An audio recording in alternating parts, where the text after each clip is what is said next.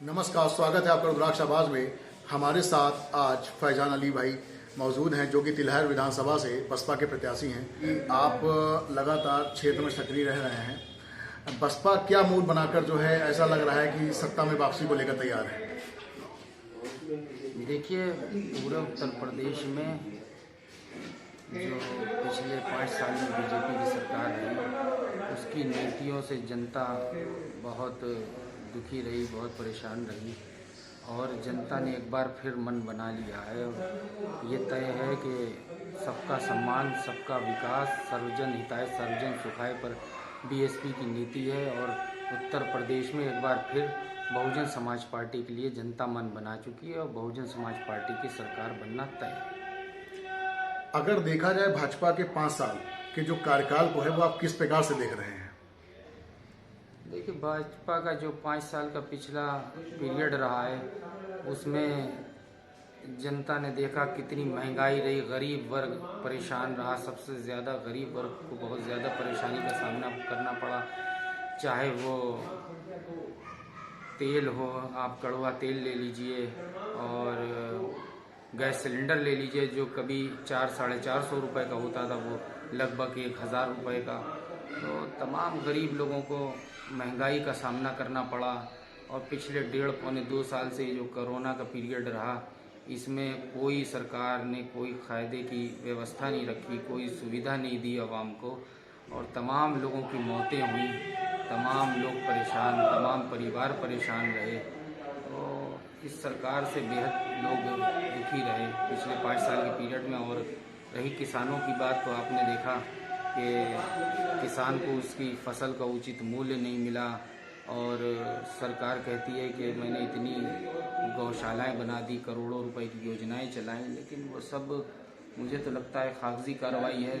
आज भी गाय जो है वो खेतों को, फसल को नष्ट कर रही है। गरीब किसान हमारा कितनी मुसीबत से अपनी फसल लगा रहा है और रातों को उसे ड्यूटी देना पड़ रही है। देख रहा हूँ, मैं जाता हूँ क्षेत्र में कि किसान भाई जो हैं पूरी रात जग कर जो है अपने खेत की बचाव कर रहे हैं। आपने बात की यहाँ पे किसान की। अगर देखा जाए कहीं ना कहीं किसान आंदोलन भी लगातार चला, आपको क्या लगता है कि किसान आंदोलन इस चुनाव के ऊपर कितना प्रभाव डालेगा?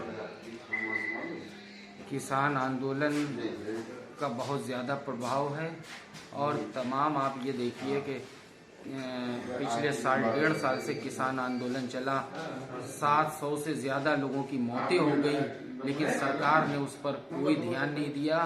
और आज किसान भाई लोग जो हैं ये ठान चुके हैं, तय कर चुके हैं कि बहुजन समाज पार्टी को वोट देंगे और बहुजन समाज पार्टी की सरकार बनाएंगे। बहन जी ने भी कल बरेली में रैली थी, बरेली मंडल की रैली थी 25 विधानसभा सीटों की।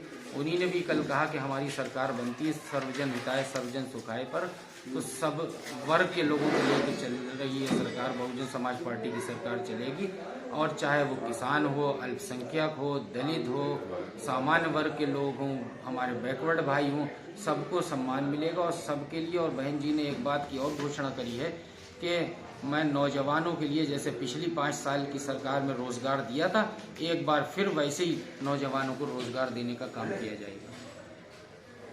आप तिलहर विधानसभा से बसपा के प्रत्याशी हैं, चुनाव को आप कितना चुनौतीपूर्ण मान रहे हैं? देखिए, तिलहर विधानसभा क्षेत्र जो है वो काफ़ी पिछड़ा हुआ है। पूरे क्षेत्र में मैं घूम रहा हूँ, लोगों से मिल रहा हूँ, बेतहाशा लोगों की मोहब्बत, प्यार, लोगों की सपोर्ट मुझे मिल रही है। बहुजन समाज पार्टी का, हमारी पार्टी का बेस वोट जो है एससी वोट हमारा वहाँ पर 67,000 एससी वोट है और करीब 75 से 80,000 वोट मुस्लिम समाज का है, काफ़ी बैकवर्ड वोट है। तमाम हर वर्ग का समर्थन हमें मिल रहा है और हमारी मुकाबला तो किसी से नहीं, चूँकि आधे वोटों पर हम हैं और पूरी सपोर्ट मुझे मिल रही है। और मैं वहाँ से बहुत अच्छे मतों से, जनता जो है ये ठान चुकी है, जनता 40 से 50,000 वोटों से वहाँ से इंशाल्लाह जिताकर भेजेगी। देखा जा रहा है आप फील्ड में काफ़ी सक्रिय हैं और लगातार जनसंपर्क भी कर रहे हैं। जनता का रुझान आपको क्या लग रहा है? जनता का रुझान बहुत अच्छा है। जनता जो है बीजेपी के खिलाफ है। और जो आज बीजेपी छोड़ के समाजवादी पार्टी के जो उम्मीदवार हैं, मौजूदा एमएलए हैं, वो अभी पिछले 5 साल में बीजेपी में रहे, उन्हीं ने जनता का बहुत उत्पीड़न किया। तमाम उस क्षेत्र में जहाँ भी मैं जाता हूँ तो लोग बताते हैं कि इतनी गुंडागर्दी फैलाई, तमाम लोगों पर फर्जी मुकदमे दर्ज करवाए उन्हीं ने, तमाम लोगों को थाने में बिठाला, लोगों पर कार्रवाई करवाई, लोगों को लड़ाने का काम किया। जनता बहुत ज़्यादा दुखी है उनसे। और उसके बाद उन्हीं ने भाईचारा पूरे क्षेत्र में जो हिंदू मुस्लिम भाईचारा था बीजेपी में रहकर उसे तोड़ने का काम किया उन्हीं ने, उस भाईचारे को।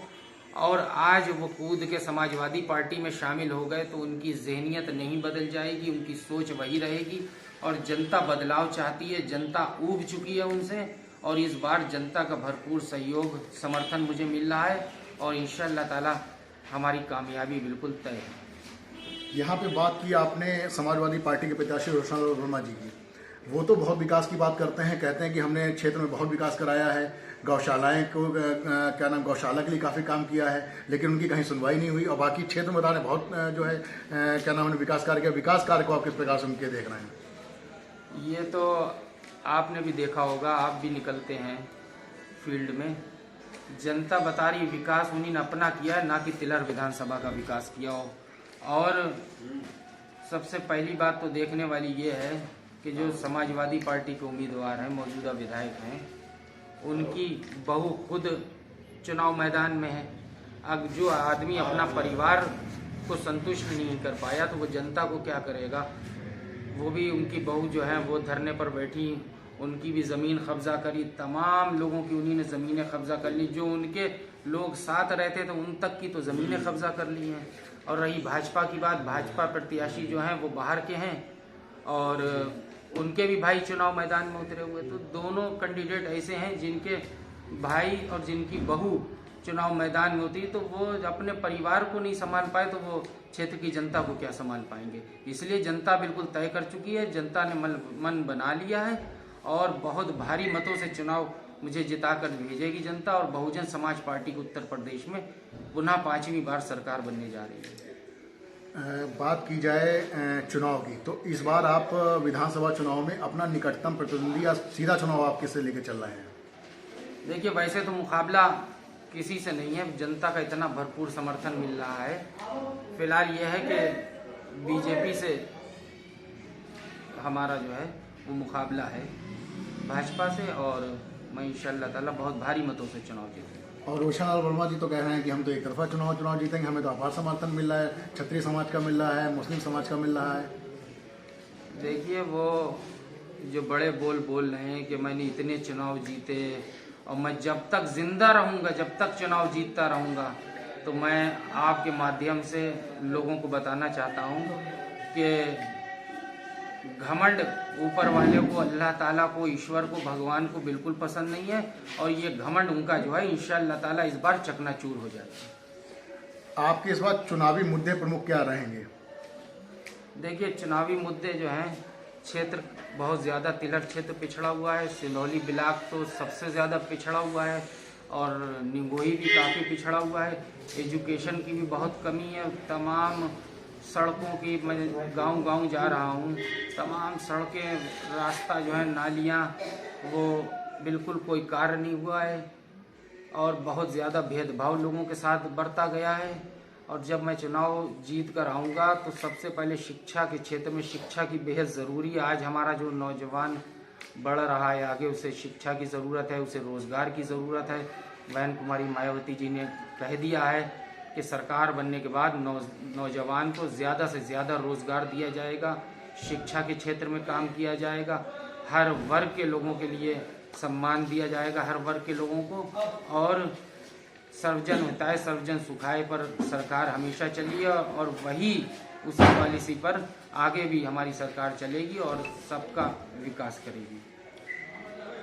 आपने देखा हमारे साथ तिलहर विधानसभा से बसपा प्रत्याशी फैजान अली जी मौजूद थे, जिन्होंने बेबाकी से अपनी राय को रखा और बताया कि आगामी विधानसभा चुनाव को लेकर उनकी क्या तैयारियां हैं।